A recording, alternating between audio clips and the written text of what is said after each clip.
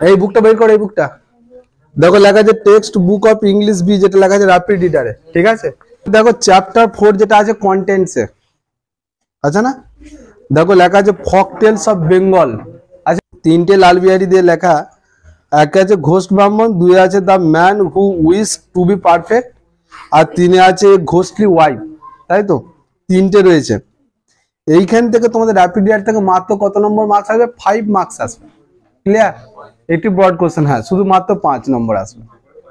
তো এটা কি বলতো, 3টেই দেওয়া থাকবে, তোমাদের করতে হবে কিন্তু একটি, মানে র্যাপিড রিডার থেকে 3টে কোশ্চেন 5 নম্বর থাকবে, কিন্তু করতে হবে তোমাকে একটি, 3টে দেওয়া থাকবে, করতে হবে একটি, বুঝে গেল? সেই গল্পটা আমরা পড়তে থাকবো। পেজ নাম্বার 33 হবে, দেখো পেজটা লেখা নেই, 33 বা 34 এরকম বের করো, তাহলে পেয়ে যাবে। দেখো দেখো এটা লেখা হচ্ছে লাল বিহারী দে। অ্যাকচুয়ালি লাল বিহারী দে কে ছিলেন আগে জানো?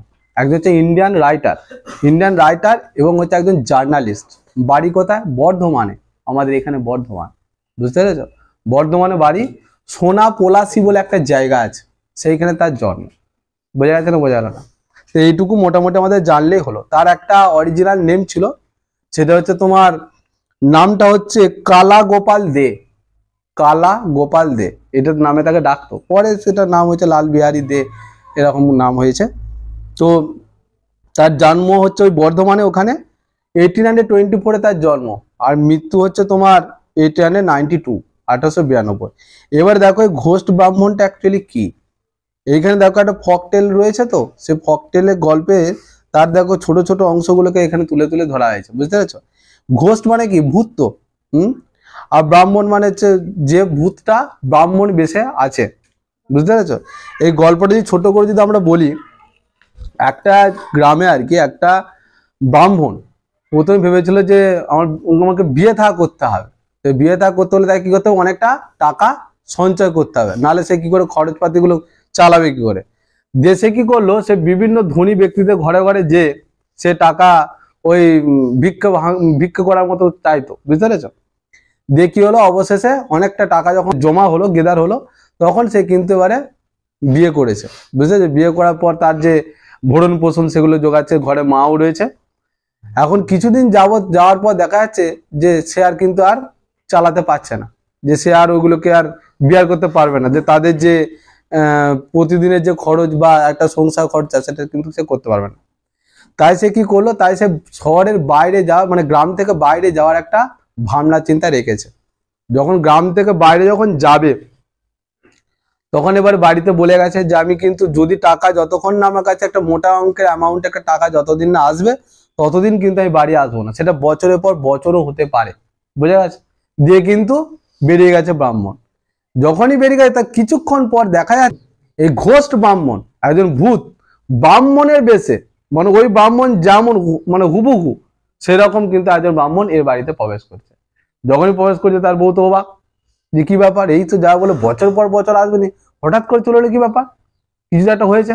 তখন এবারে এই ব্রাহ্মণ, এই ভূত ব্রাহ্মণ যেটা ঘোষ ব্রাহ্মণ, সে তখন তাকে একটু চালাকি করে বলছে যে আমার কাছে একটা টাকা জোগাড় হয়েছে, আমি তাহলে এখন আর যাব না, এখন থাকি, পরে দেখা যাবে। না বোঝালো না? এখন এই ঘোষ ব্রাহ্মণ ওই ব্রাহ্মণের বেশ রূপে সে কিন্তু তাদের বাড়িতে দীর্ঘ যাবৎ কাটাচ্ছে। আর মা এখন তার সন্তান ফিরেছে, থরি কি জিজ্ঞেস করছে কেন আছিস, এরকম জিজ্ঞাসা করে, তার মা কোনো কিছু জিজ্ঞাসা করে না, যেহেতু তার সন্তান বলে। দিয়ে এরকম করে যখন দিনের পর যখন দিন কাটছে, মানে অনেকটা বছর পর কাটার পর, তখন কিন্তু আসল যে ব্রাহ্মণ সে কিন্তু ফিরে আসছে, বুঝতে পেরেছো? আসল ব্রাহ্মণ ফিরে এসে দেখে বাবা ঘরে আর একটা ভূত ব্রাহ্মণ এসে জুটে আছে, পুরো হুবহু তারই মতো অবিকল, একই রকম দেখতে। তখন এবারে কিন্তু সেই ভূত ব্রাহ্মণ তখন একে জিজ্ঞেস করে তুমি কে, না বোঝা না? তখন ভূত ব্রাহ্মণ তো তোমার এই আসল যে ব্রাহ্মণ সে তো অবাক হয়ে গেছে, যে ই কি জিজ্ঞাসা করছে আমি কে, বলছে আমি এই বাড়ির মালিক, আর এটা আমার মা, ওইটা আমার হচ্ছে বউ। ওইটা আবার হয় নাকি, বুঝতে পেরেছো? সে ভূত ব্রাহ্মণের সাথে আসল যে ব্রাহ্মণ, তাদের কি হয়েছে একটা যেন এবার দ্বন্দ্ব লেগে যাওয়ার মতো। যে কি হচ্ছে, ভূত ব্রাহ্মণ একে কি করেছে, বাড়ি থেকে তাড়িয়ে দিয়েছে আসল ব্রাহ্মণকে। আসল ব্রাহ্মণের বিরাট একটা ডিপ্রেশন ফিল হয়েছে, যে আমার ঘর, আমার বউ, আর আমারই মা আমার ঘর থেকে আমাকে বার করে দিল, বেশ মুশকিল। তো সে কি করেছে, সে দেখছে একটা বিচার চায়। বিচারটা তখন তার কোর্ট নয়, কোর্ট বলতে এখানে তোমার রাজার কাছে গেছে, রাজার কাছে দুজনকেই ডেকে পাঠানো হয়েছে। রাজা তো দুজনকেই দেখে অবাক, যে দেখছে ই হুবহু একই রকম পৈতে যেমন ধরে আছে, ইও পৈতে ধরে বসে আছে, যেমন রামাবলী গায়ে দেয় সেরকম, দুজনে একই রকম, চেনা মুশকিল। রাজা মশাই বিরাট একটা সিদ্ধান্ত নিতে পারেন যে অ্যাকচুয়ালি তাহলে দুজনের মধ্যে একজন তো আসল আর একজন নকল হবে, কারণ সে যে স্ত্রী সে বিবাহ তো একজন কি করেছে, আর তার মায়ের একটি সন্তান, দুটো তো নয়, তাহলে যে বাড়ির মালিক তো একজন। এখন এই ভূত অনেকদিন থেকে থেকে বলছে না এই বাড়ির মালিক নাকি সে দাবিদার করছে। এখন রাজামশাই একে কিন্তু ন্যায় দিতে পারেনি, সঠিক বিচার করে উঠতে পারেনি। এরকম যখন সে কি করছে, রাজার কাছে দিনকে দিন পর পর যাচ্ছে, যখন সে গ্রামে তো চলে এসেছে, আসার পর রাজামশাইয়ের কাছে কিন্তু আবার একদিন গেছে, রাজামশাই বলছে ঠিক আছে ভাবছি, আজকের দিন নয় তুমি কালকে এসো, বুঝলে। সে যেন সে মামলার ডেট ফেরার মতো আজকে নয় কালকে, কালকে নয় পরশু, এরকম করে যাচ্ছে। যখন যাচ্ছে তার কিন্তু তখন মনে মনে একটা আক্ষেপ লাগছে যে আমি আমার নিজের বাড়ি, কিন্তু যেটা বাস্তব সেটা তো সে ফিল করছে যে আমার নিজের বাড়ি, আজকে আমি আমার বাড়ি থেকে বিতাড়িত, আর কেমনই বা রাজা যে আমার ঠিকঠাক বিচার করে উঠতে পারেনি, বুঝতে পেরেছ। তখন এবার কি হবে, ওই যেটা গ্রাউন্ডে একটা মানে পাশ দিয়ে পেরিয়ে যায় আর কি, ব্রাহ্মণ কাঁদতে কাঁদতে যায় আর কি, মনের দুঃখে কাঁদতে কাঁদতে যায়। এখন সেই একটা ফাঁকা মাঠেতে কিছু রাখালরা গরু চড়ায়, বুঝতে পেরেছো, কাউ বয়স এখানে পাবো আমরা, সে রাখালরা গরু চড়ায়। সে রাখালরা কি করে, ওই গরুগুলোকে যখন তারা গ্রেজিং করে চড়ায়, দিয়ে সব রাখালরা একটা জায়গায় মানে ওই একসাথে জড়ো হয় আর কি, যে তারা একটা সেই রাজা রাজা ব্যাপারটা খেলে, বুঝতে পেরেছো। প্রতিদিন দেখে যে সেই ব্রাহ্মণ কি করে কাঁদতে কাঁদতে যাচ্ছে, হঠাৎ করে ব্রাহ্মণকে একজন কিন্তু তাদের মধ্যে একজন জিজ্ঞাসা করে যে বিষয়টা কি হলো, তখন ব্যাপারটা খুলে তাদেরকে বলবে, বুঝতে পেরেছো। তখন সে রাখালদের মধ্যে একজন বললে ঠিক আছে এর ব্যবস্থা সলিউশন হয়ে যাবে, কোনো ব্যাপার নেই। রাজামশাই কবে বৈঠক ডেকেছেন বলুন, বলছে কালকেই ডেকেছে।